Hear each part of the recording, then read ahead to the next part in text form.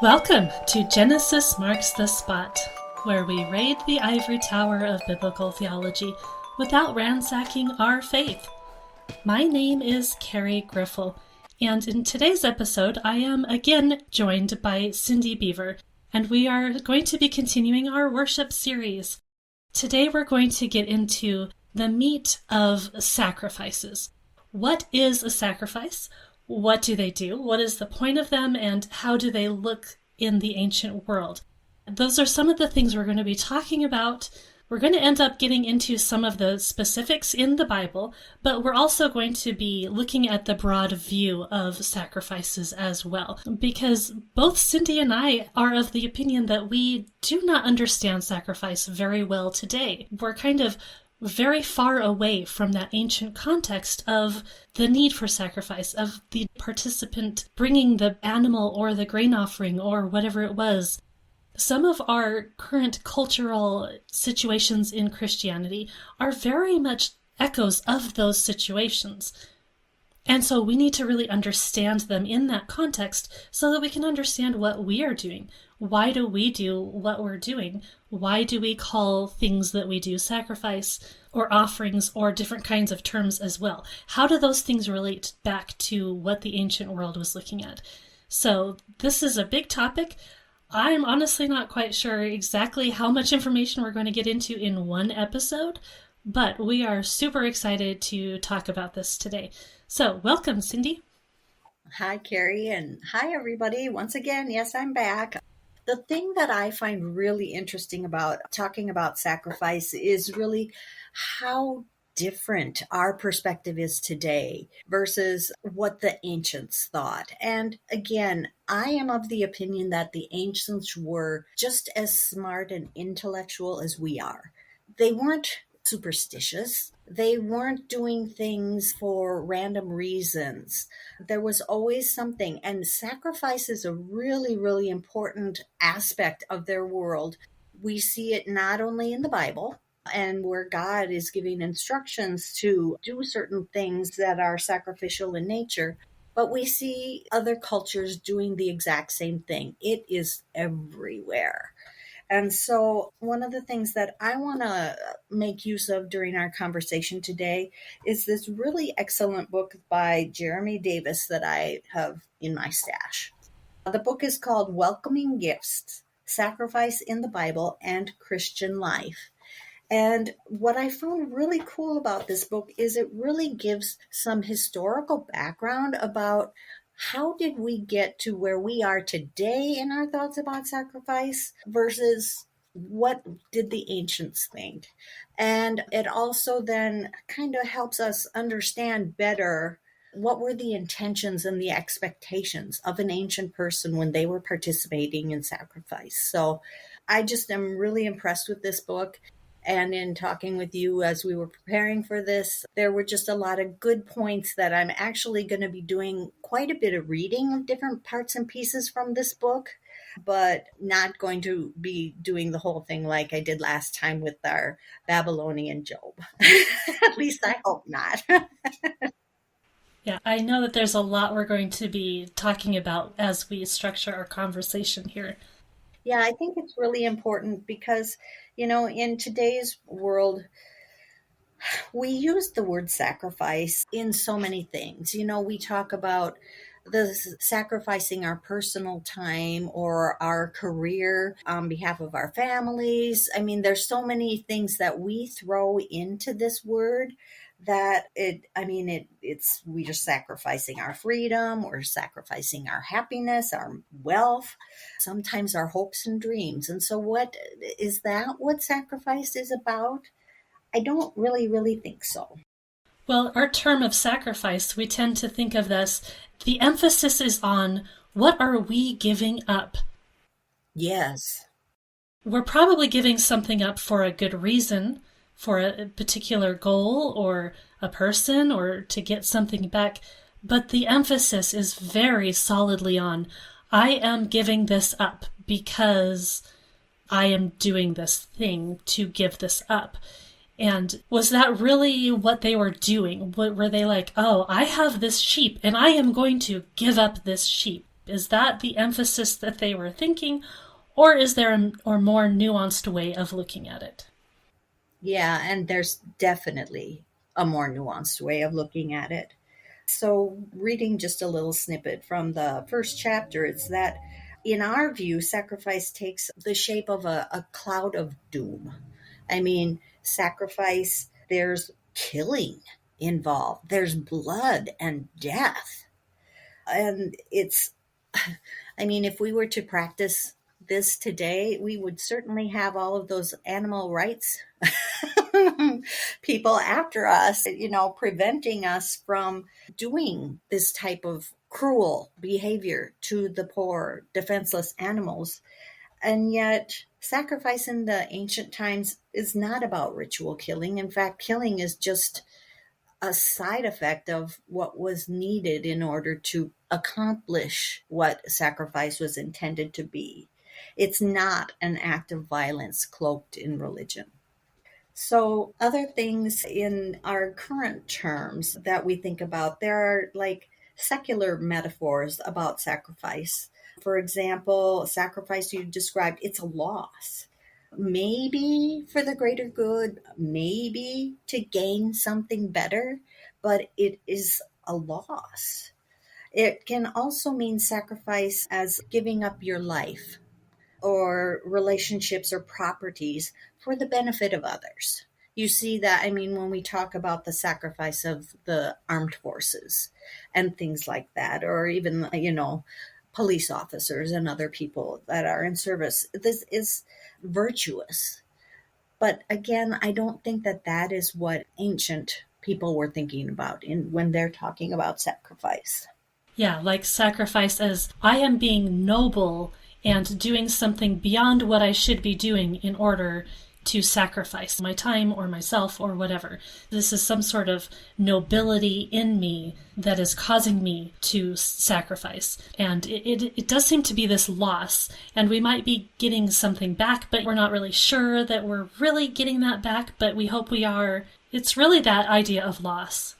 Is it equal in value? Yeah, am I losing and I have to just recognize this loss as the cost for whatever it is, the price that I need to pay for something?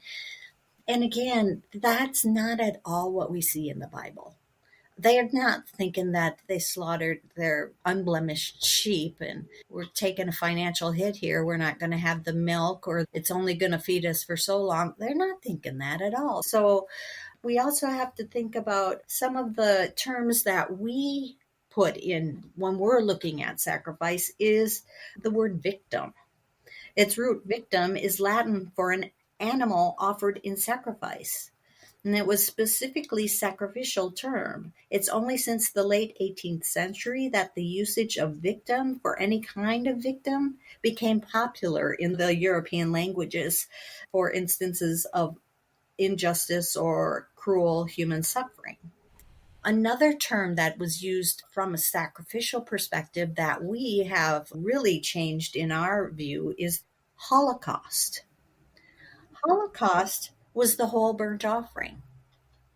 But when you hear the word Holocaust today, we think of World War II and what happened to the Jews. They were not whole burnt offerings. Yeah, that was a tragic loss of life. That was not any connection to what a Holocaust, biblically speaking, would be. Yeah.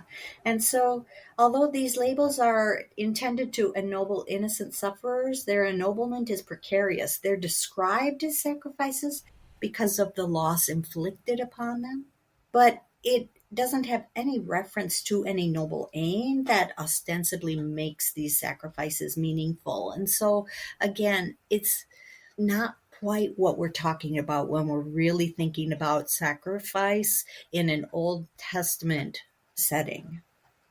If we look at the Christian tradition in the New Testament, from this perspective of victims and the Holocaust and a sense of loss, it sure is hard to understand why God would use sacrifice as the means for saving the human race. I mean, why should sacrifice even be part of that? it gets into that whole perspective of God is evil and God is vengeful and he wants death and there's wrath. And I mean, you and I are in a battle against that perception. That is not the God as we understand him from the Bible. There are times of wrath. There are times where he exacts vengeance, but it is never unmerited. And so when we, again, just kind of processing through some of these things, how did we get here? And so one of the things I need to point out is that in the Bible, sacrifice is devoid of the reluctance, regret, fear, futility, or any general negative associations that we have with it. On the contrary, in the Psalms, sacrifice is an expression of joy. In the context of celebration, even. Yes. Let them sacrifice to him a sacrifice of praise. Let them proclaim his works with great joy. In the psalm, sacrifice was offered not reluctantly, but willingly, not regretfully, but with joyful shouting and singing. It was not fearful, but boisterously proclaimed. It was inspired not by drudgery and duty, but because of love for God. In Genesis, the patriarchs would exhibit the same joy.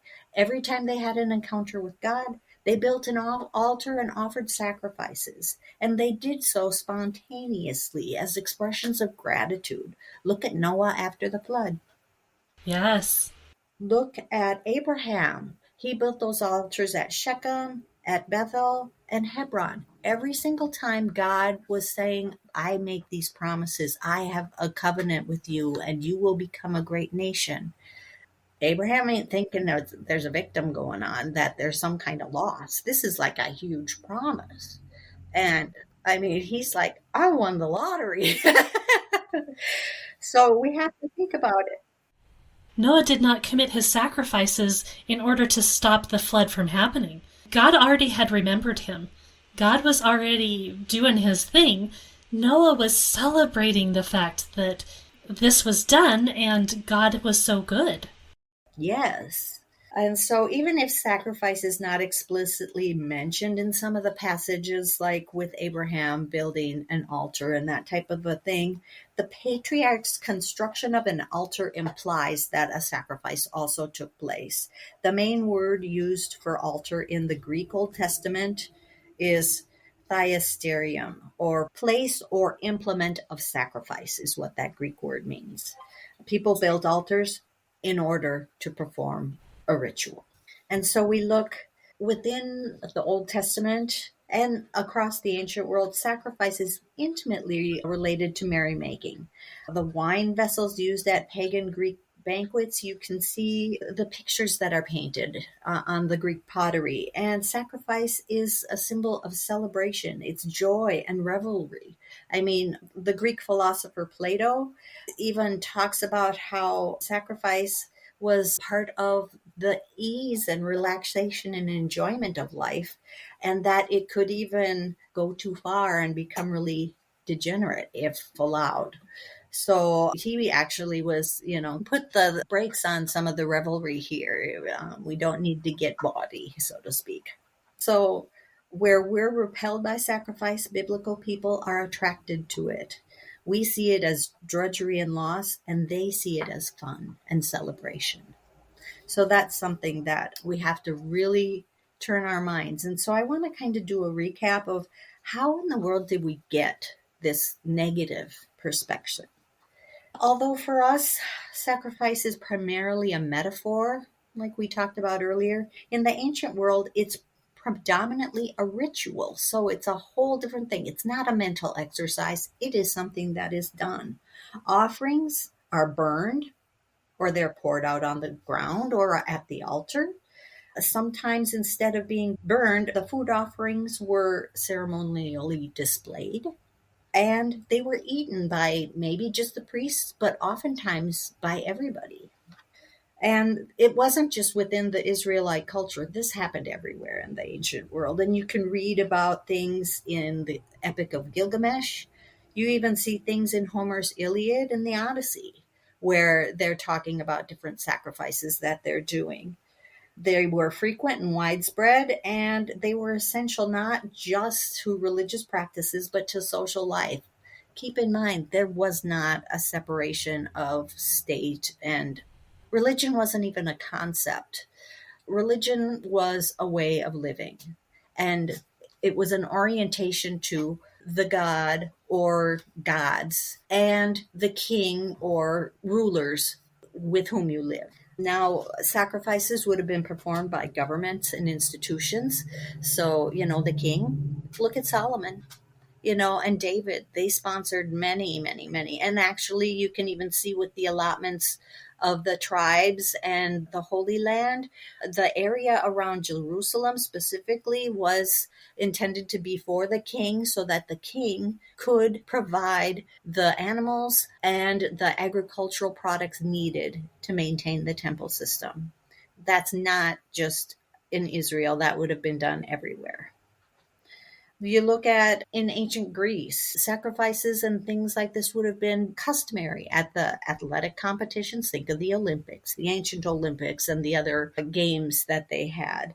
They would have taken place for marriages, at the birth of a child, or at the coming of age for somebody. These things would have happened. In Rome, meat, wine, grapes, wheat, and beans could only be consumed after a token part had been offered in sacrifice to the gods. I mean, this was just part of how things were done.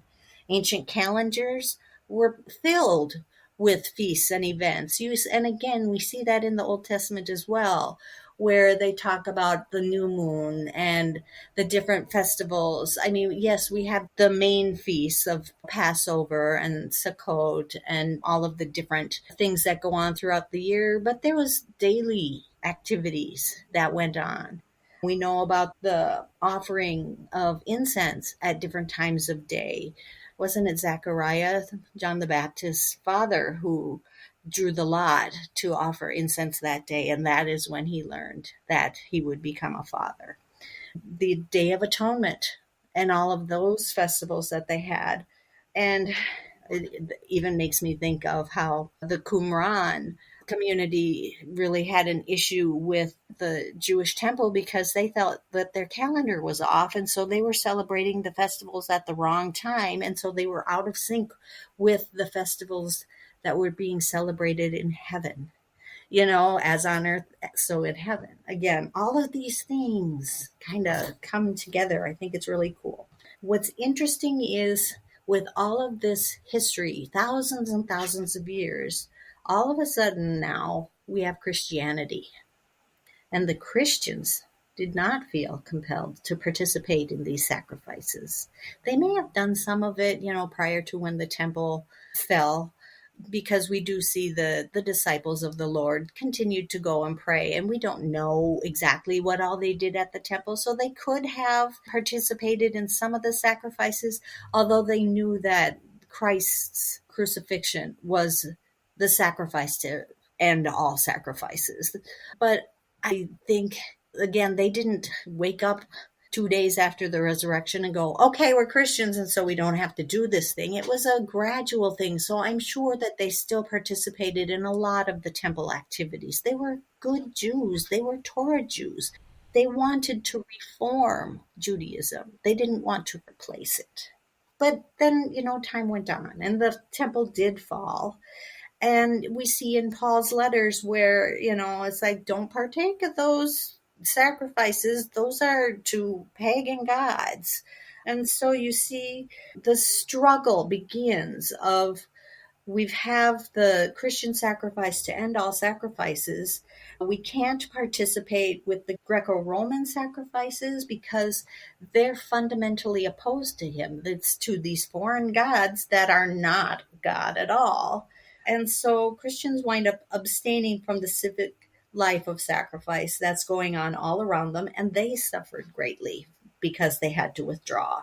They were stigmatized as being atheists and antisocial. They lost their jobs because they could no longer participate with the cultic worship of the guilds, the silversmiths and the leather workers and all of that. It wasn't until Constantine the Great in the 4th century converted to Christianity that there really started to become a change. All forms of pagan sacrifice were gradually prohibited across the empire and abandoned. So starting in the 4th century is when our culture starts emerging. By the 5th century, public pagan sacrifice ceased in all major cities of the empire. Sacrifices in households and isolated rural shrines were slower in disappearing, but within a few centuries, they too were pretty much a thing of the past. And so, if you look at it by 800, 1000 AD, sacrifice as the ancient knew it was gone. And you have to also understand that because it was so much of the life of the ancients, they didn't really write about it all that much about what their feelings were and what the intended purpose was. Everybody knew it because they did it all the time. And so, we start filling in the void over time, and we've come to some misunderstandings. So, one of the things is that the metaphor of sacrifice became meaningful for Christians in talking about the Christian practices.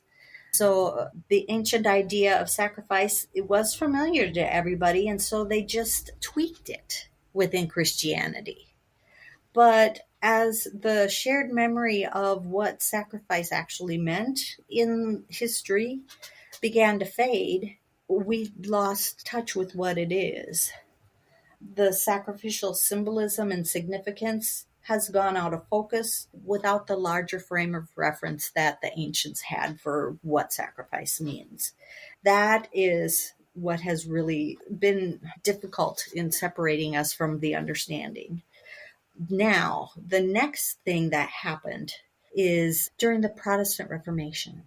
So in the 16th century, sacrifice is brought to center stage in key debates between the Protestant reformers and the Catholic counterparts.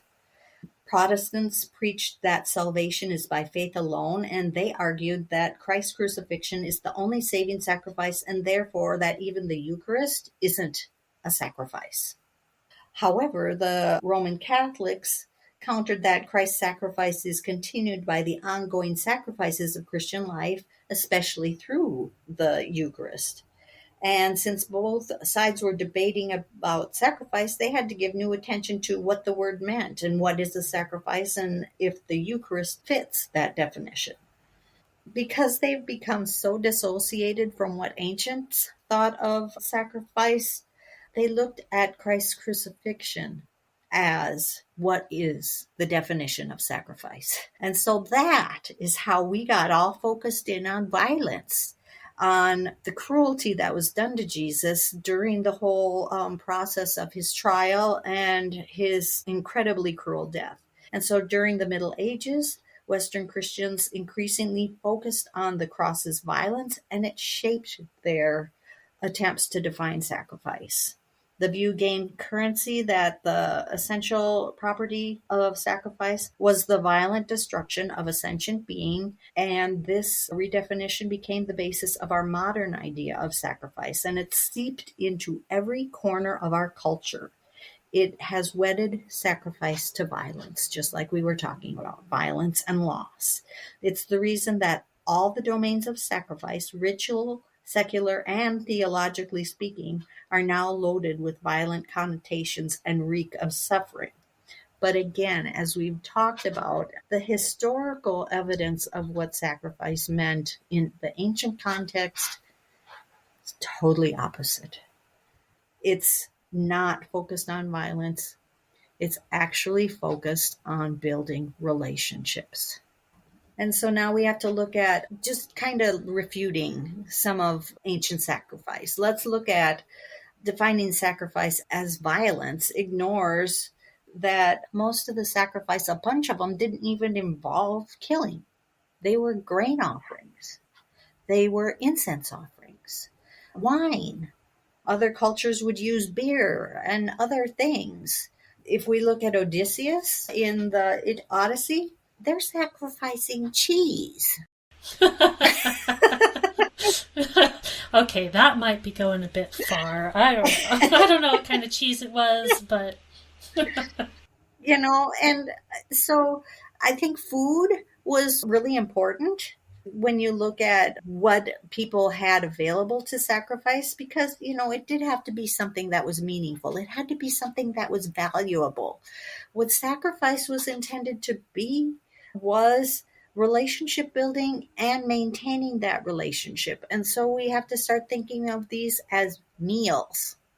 Think of Abraham when he sees the three men coming to him and he calls to Sarah and make a whole bunch of bread, kill the fatted calf, prepare a meal. It's showing hospitality.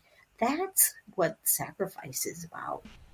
In the case of the three men coming to Abraham, there was that presence of God, and so you could say that that was sacrifice, even though the text never uses any technical terms for what they're doing, but the whole idea is there, and we can see the whole structure of what sacrifice and even ritualistic system was even meant for. Exactly. And, the cereal offerings that they offered at the temple, they would anoint it with oil, and that was intended to be a sign of joy. They also had to include salt. Salt was important for everything. You had to salt the meat and you had to salt the grains. Salt has that aspect of purity, but it also enhances flavor. Tastes a whole lot better. Let's make it tasty. And keep in mind, too, that these bloodless offerings of the grain offerings offered at the temple, they were just as effective in providing atonement and making peace as a blood sacrifice was. So we can't say that only animal sacrifices did something, because that's not true at all. Incense was also offered, as we mentioned previously. And the purpose of this, for incense, it makes things smell better. And keep in mind that the incense offered for the temple had a very special formula, and it was not supposed to be replicated elsewhere. That didn't mean that people couldn't burn incense in their home. They just couldn't use that particular combination of the materials. Yeah, and with incense you have that sense of ascending into the heavens as well. Exactly. The turning to smoke is important. I also think that the sense of smell, there's two different things if you think about it. Incense has a beautiful sense of smell, but so does barbecue. Right. And remember, even with the sacrifice that Noah made, it was a fragrance that was pleasing. The odor is pleasing to God. Again, it's about establishing the friendship and maintaining that relationship. Yeah. In parallel flood narratives, you have the gods descend on the offering like flies, that the text says, because they're so ravenous. Like, we haven't eaten forever. Why did we decide to kill these people? Because they're not feeding us. And they descended on the offering as ravenous beasts to consume it. But that's not what we're seeing in the Bible. We're seeing the idea of participation in a meal with God himself, but it's not because God needs us to feed him. It's because he wants our participation. It's because he wants that relationship, and that's how people form relationships.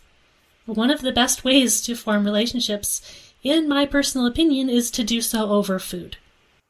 So the other thing that we want to point out is, okay, when we are talking about sacrificial animals, killing is a part of what has to happen. But do you notice that there's a lot of detail about the sacrifices and the things that should be done and how people should be dressed and the sequence and the order of the ritual? But it doesn't actually give any detail on how this animal is to be killed. There's no detail, because the death was the required means through which you would get the blood and the meat, but it was not the focus of what the sacrifice ritual was about. It wasn't the point of why you're even doing this. The point wasn't, okay, we're going to kill an animal now. No, the point was, we need some blood because that's what we need. That's symbolic of what we're doing. That has something to do with this whole idea, and we can get into that later. But And we need the meat, because how are we going to eat an animal if we don't have the meat? We're not going to eat the animal alive because we can't eat the blood. That's forbidden. So the animal has to die so that the blood has to be removed, because otherwise you can't eat the dang thing. There's some interesting terms that they use for the sacrificial rituals. In Latin, sacrificare refers to devoting something to a god. The Greek word thyin means to turn to smoke. And the Hebrew word is korban, which I find interesting because Jesus uses the word korban when he's criticizing the Pharisees for putting their money in korban, dedicating it to the church as opposed to taking care of their elderly parents. But the Hebrew term korban means present or gift. Immolare is another Latin term that's used for sacrifice, and it means literally to sprinkle meal or coarse flour upon an animal before it was killed. It's a ritual symbolizing the animal's consecration. So although sacrifice and immolate are now in our words and they're so in our world, they mean kill. That's not what they meant way back then. It all was, again, having to do with the sacrificial ritual. Oh, another thing with sacrifice in the Torah, the ritual also emphasizes burning the animal's flesh and applying its blood to some part of the sanctuary. These actions can only be performed by priests, and they could only be performed in particularly holy places. Being performed by holy persons in holy places, these actions were marked as especially holy. It was the pinnacle of the ritual. So again, it's the blood and the flesh that's needed for the ritual. It's not the killing aspect. That's not what they emphasized at all. Okay, so basically sacrificial killing is simply a sacred form of meat production. It's a standard way that they eat animals for food. And we know from Paul's letters and stuff, you go to the meat market and you find the meat. Well, it's coming from the sacrifices at the temple. And so that's why it was so problematic for Christians, early Christians, to be meat eaters, because they didn't want to be tied to the idol worship. Although we also see Paul, kind of going, well, if you don't think about it and you know that idols are no God, it's like, you can eat it, but he also says, don't partake if you're going to be a stumbling block to somebody else. I think it's interesting that meat production was predominantly tied to sacrifice in Israel as well. Israelites were commanded not to butcher any bull, sheep, or goat except as a sacrifice to the Lord at the tabernacle. And that worked fine as long as they were in the wilderness. But then once they had a temple in Jerusalem, that got to be problematic for people who did not live in the nearby area. So there were provisions that were made to butcher animals non-sacrificially in Deuteronomy chapter 12, since they couldn't be expected to make the trip to Jerusalem every time they wanted to have a steak. But this was a non-sacrificial form of butchery, and it's practically unheard of within any other ancient people, because it was an accommodation made to the Israelites because of the fact that they had one temple in one place within their land, as opposed to the rest of the world around them that had temples on every hill. Yeah, travel was not a small thing back in the day. So if everybody had to go to Jerusalem in order to eat their animals that they were raising, that would be quite the problem. And so when we think about sacrifice, we need to look at it as it's a source of food. There's a pleasant aroma, but we also need to think that it's a gift. And I think this is where we start to get into what was the real intention of sacrifice in those days, where it is about hospitality, it's about relationship building and maintaining relationships or repairing broken relationships. You look at Jacob when he is coming back from his years living with Laban, and he's like, Esau, you know what? I'm going to have a parade of all these lovely gifts. Yeah, and we see that, and we think he's bribing him. We think that's something kind of underhanded, maybe. And really, it's just kind of the way their culture was. That was just how they went about things.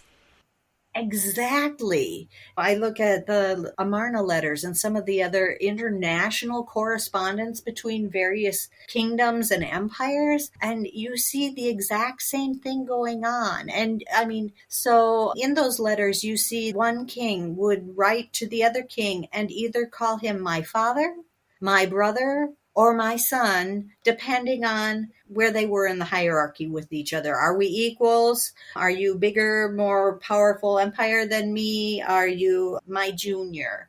They would also have, I am sending you 20,000 camels and 3 chariots made of gold and all of these things.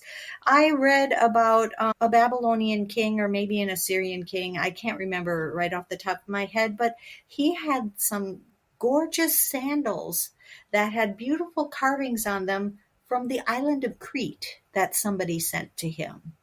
I actually think there was some, I don't think he appreciated them. I think there was some kind of something displeasing. And so that's why the sandals caught my attention, because I don't think they were accepted. And maybe they even were claimed to be too small or something like that. But, anyways, expensive, rare gifts would be given. And so, yes, when you see Jacob and Esau, yeah, but I do think it was much more of a reparation, an intent to, we're going to be neighbors.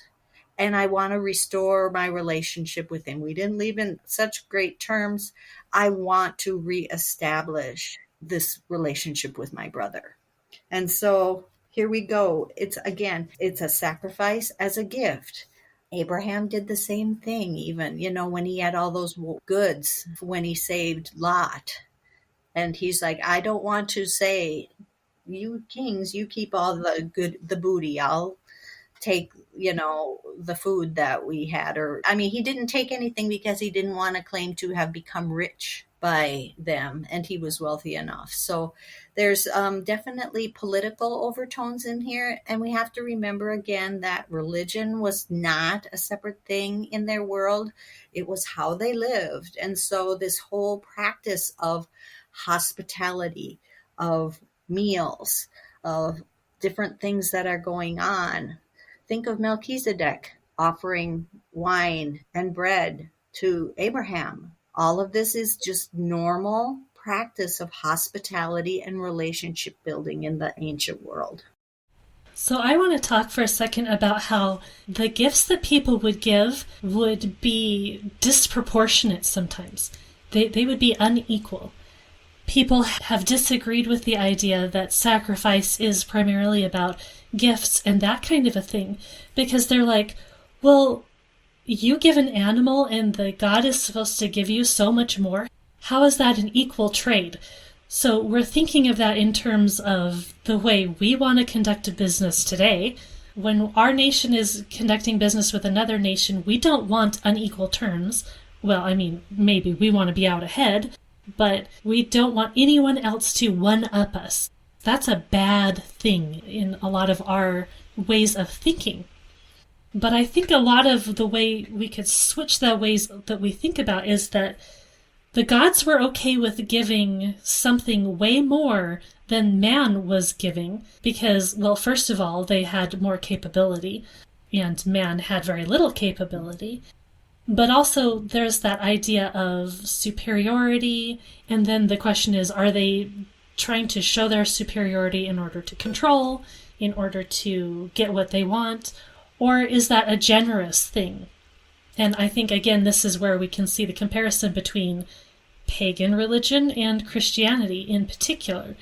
When we think of grace, that's a free gift that God gives us, right? Well, in the Greek and Roman culture of the time, there was a patron and client relationship where the patron would give freely to the client, but the client was also supposed to do something in response to that. So there's an exchange there. Now, can we give very much to God at all compared to what he gives us? Absolutely not. But that's not the point. That's not the point of it at all. No, and it also is, you have to give within your means. What God wants is, and it's so interesting because there's something from the wisdom of Sirach. And it says, "Give to the Most High as he has given, even generously as your hand has found, or as you've received. For the Lord is a reciprocator of gifts, and he will give you 7 times as much in return." So, there is this whole concept of gift giving, and in exchange, there is an expectation of reciprocity, but that doesn't necessarily mean equal. It just means a response back. And again, it's the whole idea of maintaining a relationship, maintenance. One gift followed by another. Think about it. I mean, have you ever had a neighbor that brings you a plate of cookies or some brownies? And then you're like, well, I have to give them something now. Yeah, and not today. You don't do it today. But, in a week or so, or a month, all of a sudden it's like, oh, an apple pie might show up at their house. And again, what are you doing? You're just trying to be nice. You're just trying to be neighborly and establish that friendship. You want to have good relations. And that's what this is all about. And the other thing is God accepts gifts as long as they're offered with relational intent. But God does not accept bribes. Or think a few episodes back, Cain and Abel. Which one? It was the intent. And that was what mattered with the sacrifice. Yeah, Cain was obviously not trying to celebrate God. So. No. He was doing the minimum. His heart was not in the right place. That spotted old banana was not appreciated. Yeah, let's talk a little bit about the sacrifices that we see in Leviticus in particular. These are not the only sacrifices that we see in Scripture, but this is kind of the most condensed place we can go to see the list of sacrifices and how they were supposed to be done. Although even there are different places in Scripture which suggest that they're done a slightly different way, and scholars like to talk about which one is normative and which one is the exception, and that kind of a thing. So it's really interesting to go down these rabbit trails because it's fascinating. I think Leviticus is an amazing book for Christians to study. I really do. I think Leviticus is awesome. But you have to have that framework of the ancient person in mind in order to read it very well. Because if you go into Leviticus and you think that the emphasis is on the death of the animal and the idea of the victim and the loss, you're really going to come away from Leviticus with an exceptionally different view of what's going on there. But if you read Leviticus through the eyes that there is celebration and gift giving and fellowship and all of that kind of thing, and this idea that God wants to participate and be with his people, it's such a beautiful thing. I love it. It's so beautiful. And when you go into these different kinds of sacrifices and offerings, it can give you different windows into what's going on and windows into how the people were reacting to God and how God was interacting with humanity as well. Yeah, and I think it's important to make note that the sacrificial offerings, they were very, very specific in that the animals had to be domesticated. Only certain ones could be used for certain things, although there was definitely a graduated scale for how much you could afford, so it wasn't only a rich person that could ever participate. They had to be agricultural produce. And the interesting thing is that the offering had to be the product of its offerer's work. Now, sometimes if the distance was too far for them to travel, they didn't have to bring their own sheep that they raised themselves. They would sell it and then use those funds to purchase a local one. But it was the fact that this is his gift. I worked to give this. There's no regifting going on. You weren't like, well, I got the sheep, but I didn't really like the color of it, so I'm going to take it back and give it to God because it's just not really my jam. Not to limp, even though really its one leg is shorter than the other one, but So we're not going to get too deep into the Hebrew language here because it's actually very wide-ranging. And it's a shame that we're not all fluent in Hebrew, because if we were able to read this fluently in Hebrew, we would catch nuances that we wouldn't otherwise. Because in English we have similar words used, but they're actually different words. So that makes it hard for us English readers to read the text and kind of understand it. But we have interlinears and really cool toys that we can play with in order to get into the original language. So if you're interested in that, you can absolutely start delving into the original language to see what kinds of terminology is used. But in general, when you see the word offering in our English Bibles, that does cover quite a range of Hebrew words. But when you see that word offering, you should be thinking in terms of gift, something that you are giving. Whereas the word sacrifice that you see in the Bible is quite often a more particular word. And sacrifice is usually related to a meal. So there is consumption of the meat going on in a sacrifice versus an offering. You may or may not be consuming some of it. Like a drink offering, you're pouring that out. You're not drinking any of it yourself necessarily. So there is that. And as far as connecting what's going on in Genesis 4 with what we see in Leviticus and trying to figure out what kind of offerings were they doing, that's kind of hard to do. And I personally think that the reason is the writer of Genesis isn't using the technical terms of the writer of Leviticus. So Leviticus is giving out technical terms. It's concerned with using the right terminology with the right kinds of offerings and being very particular about that. So the word that's used for the offerings in Genesis is not a direct translation to any particular offering in Leviticus.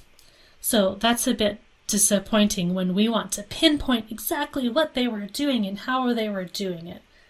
But that wasn't the point. So the word in Genesis that is used for offering in Genesis 4 is attached to the grain offering in Leviticus. It's not the exact same word, but it's the closest that we have, which that's interesting to me because in Genesis 4, it's the grain offering that is not pleasing to God. So it's quite interesting to me that that word shows up in Leviticus attached to the grain offering. But before we get into the grain offering, we should talk first about the burnt offering. The burnt offering is the first offering that shows up in Leviticus, and it's fairly straightforward. The animal would be brought, the animal would be killed, and the entire animal would be burnt up. There would be no eating of it by either the priests or the humans. The burnt offering is also called, as we pointed out before, the Holocaust. That just means the burning up of it. You will also see it referred to as the Ascension offering, because the whole thing is going up into heaven for God. So there's that idea of being offered up in smoke, and the smoke ascending, the connection of the earthly realm going into the heavenly realm. So we have a lot of instances of heaven coming down to earth in Scripture, but this is the instance of earth going into heaven and us giving that thing for God and allowing God to be a part of our celebratory actions. I think that's how we should see it. Instead of, I have this really valuable animal and I have to give it up to God. Well, that's a part of it, but I think it's really, I want God to celebrate with me because I am so joyful and interested in that kind of a relationship that I have with God. I think, too, one of the comments in this particular book that I've been looking at is the whole birth offering. The occasion of it is to rededicate your whole life to God. And so, yes, by my whole life, I am giving this whole animal. And so there's this connection symbolically between the action that you're doing and the intention that you have for that action. So I think that's incredibly powerful right there. Yeah, absolutely. This idea of wholeness is really essential to what they were thinking about. And quite often when you see it talked about in Scripture elsewhere, outside of Leviticus, it's often associated with something broader than just that one animal. They're offering the burnt sacrifice, and they're offering a grain sacrifice, and they're offering a drink sacrifice. So it's got that whole picture of the celebration going on. Well, and it's a whole meal. And think about it, too, when you're looking at the description of the temple in Ezekiel's vision. They even talk about having kitchen areas and food preparation areas and banquet rooms. And it's like, this is party central. And so there were definitely, in the official sacrifice, it mentions the grain offering, the drink, and the meat. But there were probably other side dishes and things as well that the people would have, again, to celebrate. Hopefully there's a vegetable in there, although my son wouldn't mind if they were skipped. Gotta have the food pyramid, right? Maybe they were done with pyramids, so they didn't want the food pyramid. Okay, so after the burnt offering is described in Leviticus, we have the grain offering. And the grain offering was done in a couple of different ways. You could just give the grain, or you could bake something with it and then give that as well. You have both kinds of descriptions going on. Depending on where you're looking, the grain offering would also have oil and sometimes some sort of spices and other things as well. But the description in Leviticus is that a handful of the grain would be burnt on the altar to go up to God, and the rest of it would be for the priests. And Leviticus does point out that there are specific offerings for the first fruits. So not every grain offering was a first fruits offering, but you would have to give that first fruits offering when it was applicable. I mean, that makes sense because you're not always going to have first fruits, but you're going to be frequently doing this kind of sacrifice. And what a sign of trust to be giving your first fruit to God in hopes that you'd have more than just this first fruit and that your harvest would be beneficial. But it was definitely a sign of trust, because wouldn't you want to put that in your barn? Really. So it is, again, it's a way to enforce the relationship. Enforce is a bad term. What is a good term? Promote, encourage the relationship and reliance, the dependence and recognition of who's responsible for providing all of these things. How do the plants grow and all of that stuff? That's God's blessing. And so to acknowledge that and to give in anticipation of receiving more. Well, and it's so exciting when you get those first things out of your gardens and you want to celebrate that, and that's what's going on in those first fruit offerings. It's interesting that the grain offering is not called a sacrifice, even though part of it does go to the priests. The first time we see the term sacrifice is in what the ESV translates as the peace offering. Calling it a peace offering it's not the worst translation, but it's not really the best translation. It's called a peace offering because of the root of the word. The root is shalom, so we think of that as peace. So it makes sense that we're calling this a peace offering. This is also translated as a well-being offering. It's not about making peace. This is truly the offering that is absolutely about celebration. There are several terms that are in our English Bible translated as peace offerings because they're a bit related, and also scholars are a little bit unsure as to how they exactly relate to one another, but they're described in similar ways. They're used in similar ways. So when we see peace offering, we think, well, what is peaceful? Are they trying to make peace with God because God is so wrathful and vengeful? Or is it promoting a harmonious relationship? Is it in communion with God? Or this is the type of offering that would happen when a covenant was being made. So you might be making a covenant because you want to stop fighting with somebody else. But most of the time, certainly the hope of the covenant in the Bible is that there is that relationship, that you are accepting God as your God, that you want to be in that relationship. This is also when it starts getting a little bit complicated when you're going through Leviticus and you're like, okay, I'm tracking. There's the burnt offering, there's the grain offering, there's the peace offering, and then suddenly all of these other offerings start cropping up and you wonder, how do they start relating? The terms and the actions just start piling on you as you're reading Leviticus, and it gets overwhelming, and that's probably when you start zoning out and going, this is boring, I don't know what's going on. But the peace offering, there's several types of peace offerings. There's one that's called the Thanksgiving sacrifice. That's probably the most prevalent. And it's like we said, it's just a celebration, Thanksgiving. There's the sacrifice you're making when you're committing yourself to a vow. So that would be a marriage or some other kind of situation. And then there's what's called a free will offering.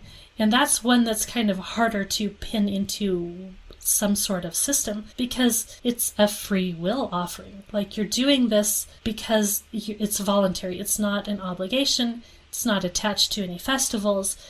This was what people were giving in order to build the tabernacle, for instance. Or if they just have a particular desire to give to the temple, that would be a free will offering. The Passover is probably a type of peace offering as well. And there is the ordination of the priests, and it probably fits under the peace offerings, although it has some other stipulations unique to the situation of the priestly ordination.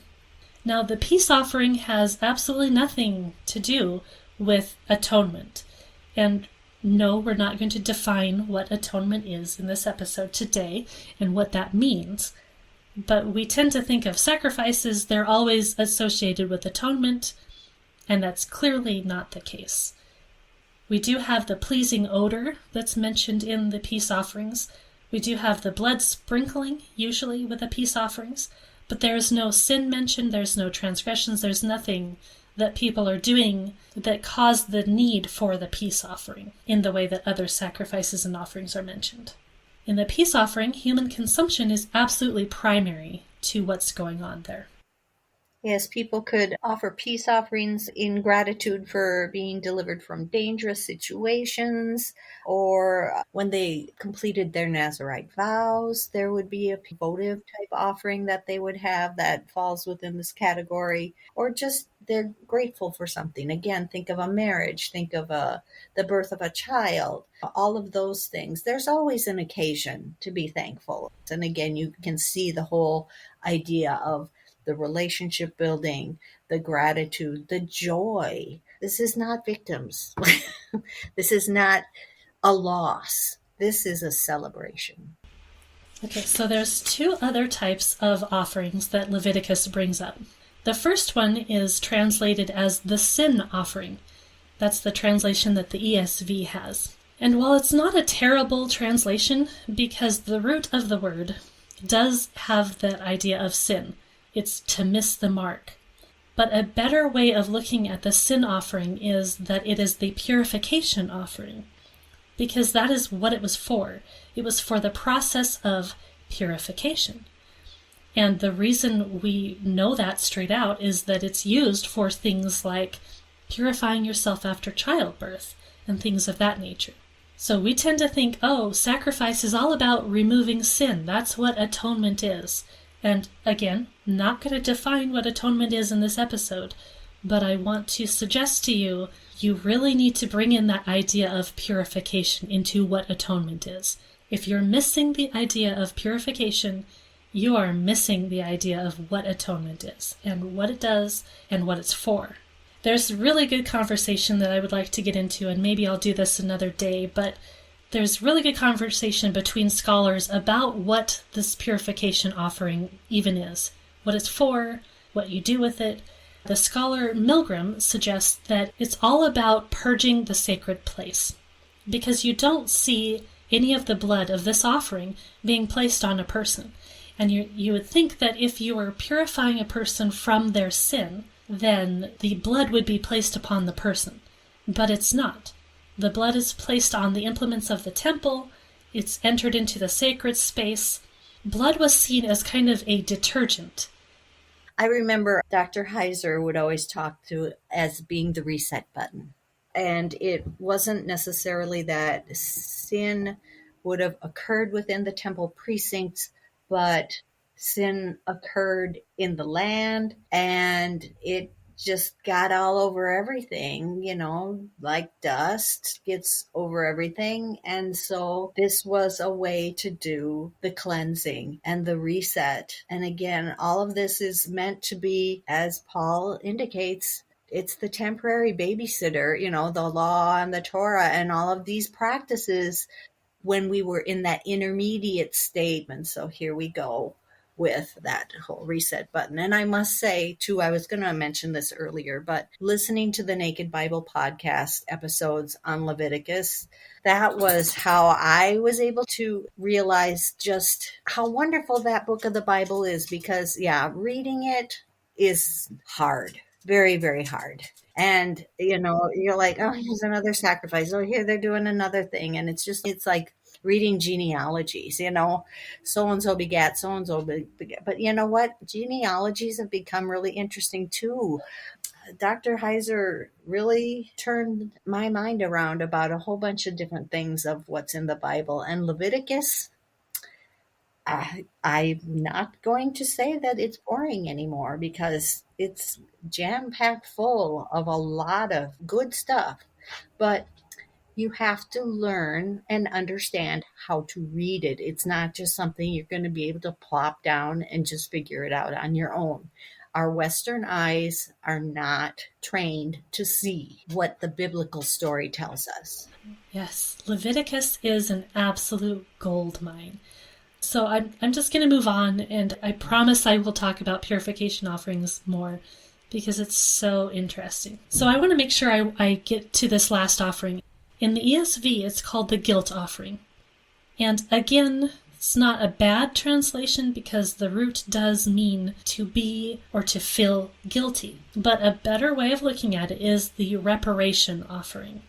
This offering has particular conditions that if you meet these conditions, then you should offer this kind of a sacrifice. And scholars have tried to find common ground amongst these different conditions, and it's really hard to do because there's always some sort of outlier in the conditions. One of them is the act of misappropriating or misusing a sacred item. Okay, so that seems kind of straightforward. Another one is swearing falsely regarding damages to another person. Another one is the purification of a leper. Another one is renewing the Nazirite vow if the Nazarene has become unclean. And the last one is having sex with a slave that is betrothed to another person. And that's the one scholars look at and they go, we don't know how that can fit with these other ideas. Like the act of misappropriating a sacred item and swearing falsely and renewing the vow, those all kind of have to do with something that belongs to God. You're transgressing that. And so this is going to be part of the reparation of remedying that. But the other things are like, well, we're not quite sure how these fit in. So scholars have suggested continuity in some things, but nobody has a really good way of describing or understanding why these are the way they are. And the reparation offering in general is the least understood offering in Leviticus, just because of that. It's like, how does this fit with the other things, and why do we have these seemingly random things put together underneath the heading of this offering? We're not really sure why. In a lot of ways, the reparation or guilt offering seems extremely similar to the purification and sin offering. The purification offering is more about cleansing from impurity, and the reparation offering is maybe, sort of, kind of, about profaning sacred items.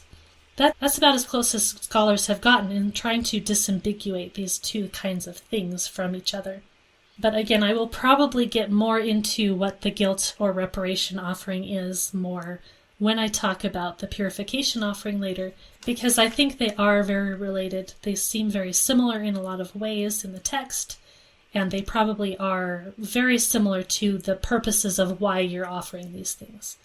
Now, as Christians, when we're reading the Old Testament and we're reading it from Genesis on forward, we might get to those passages in the prophets where suddenly the prophets are critiquing the system of sacrifice, or at least that's what it seems like they're doing. So we kind of read the prophets and we think, oh, look, the prophets are saying that obedience is more important than the sacrificial system.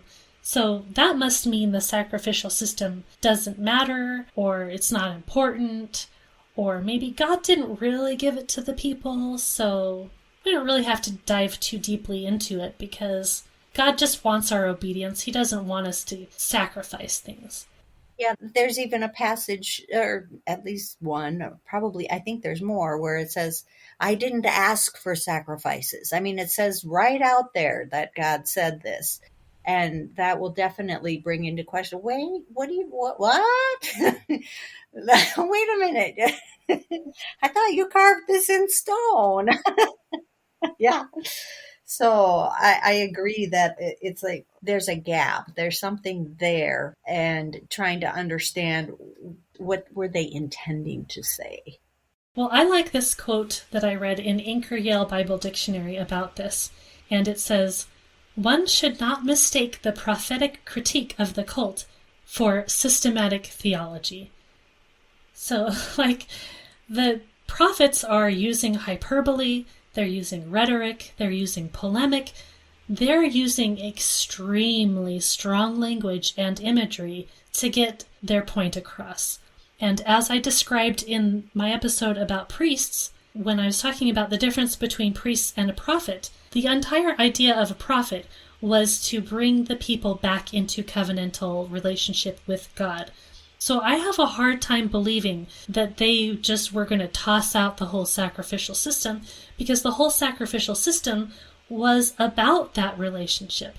But if you are in the circumstance of the people who are so off the rails that maybe they're doing sacrifices, but they're not actually in relationship with God. So they're doing those sacrifices to some extent, but they're like Cain. They're not doing it in the right way. They're not doing it with the heart to please and include God in their celebration and honoring God.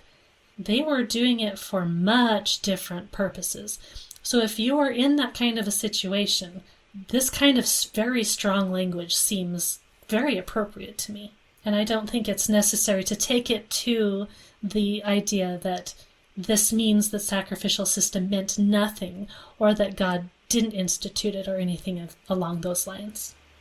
Yes, it's a very, very complicated, complex subject, which is why we're talking about it and having some excellent conversations about reflecting how we've changed in our understanding today versus how it was biblically, the way we look at sacrifice today as with the loss and victimization, as opposed to it really being intended to nurture and maintain and build a relationship between people. And yeah, I think that those ancient Israelites that the prophets were haranguing, I mean, they were so far off the rails. They needed a shock and awe type of a demonstration from the prophet to even get through to them. I would say they were treating sacrifice as magic, protection spells. It wasn't anything about having a relationship, because they absolutely didn't want a relationship with him anymore. Yeah, when you're actively rejecting God and then you're still trying to do the things that God commanded, that's kind of not cool. Not a good situation to be in. Yes. Oh, and what is in your heart?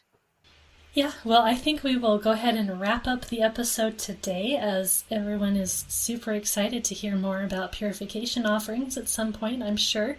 But thank you, Cindy, for this discussion. I know I learned some stuff, and I really appreciate what you've brought to the conversation. Like I said before, this Welcoming Gifts book was really, really powerful and eye-opening to me, to like, wow, the history of how we got from where we were to where we are now, that it made a lot of sense to me. But it also helped me reaffirm that the biblical understanding is so much more wholesome and positive. And then, another thing that we can save for a later discussion is what kind of things are considered appropriate sacrifices in our current age. Prayer, fasting, those types of activities, the giving offerings to benefit others. Those are the types of things now that we would consider, again, sacrificial, but they are also meant to build relationship, to build up the church and to help each other, but also doing it with the right intentions and with the fact that we want to give the glory to God. All right, well, we will end there. Thank you, Cindy. Thank you, Carrie. All right, well, as always, I hope you guys enjoyed that episode. Thank you for listening. Thank you for sharing the episodes. I will be putting a link to that book that Cindy was talking about and reading from. I'll put that in the show notes and the description of the podcast episode, so that if you're interested in having a look at that, you can. I really enjoyed what she was bringing out from there. I think that book really helped to frame this entire conversation about how we can think about this idea of sacrifice, because I really think we need to change our perspective. And for many of us, it might be just a slight shift in how we think about sacrifice, but that slight shift can be absolutely crucial because it does touch on the work of our Savior Jesus Christ. So I think that's exceptionally important, and we will be looking at that in the future more and looking at it very carefully and having more conversations about that. But until then, if you want to get a hold of me, you can do so on Facebook. You can do so through email at genesismarksthespot@gmail.com. You can also send me a message directly through my website at genesismarksthespot.com. So many ways you can get a hold of me. If you have any questions for the worship series or any other questions that you might have for me in general. Thank you to my Patreon and PayPal supporters. And thank you guys for listening and for the encouragement. You are all awesome and you make this all possible.